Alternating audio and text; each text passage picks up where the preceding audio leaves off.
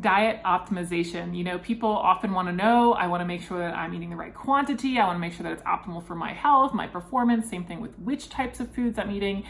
And the idea sounds great, but I don't always think that we appreciate all the work that goes into truly optimizing a system.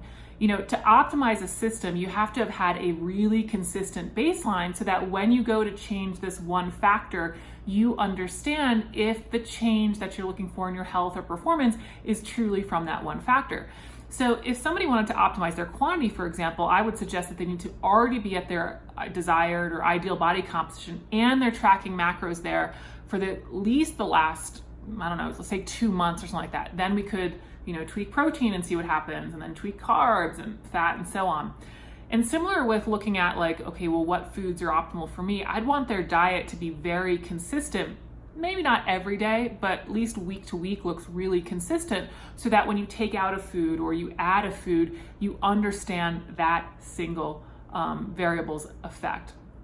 What often happens is that people are like, okay, I'm going to optimize protein, and then they're doing that for a little while, and then let me switch and try out magnesium supplements. Now let me add this type of vegetable or take it out. And there's too many changes that are occurring simultaneously without really having a baseline set. And there's just too much noise in the system. And what ultimately happens is that you go based on feel, like, oh, I feel better. It must be the magnesium supplements or like that.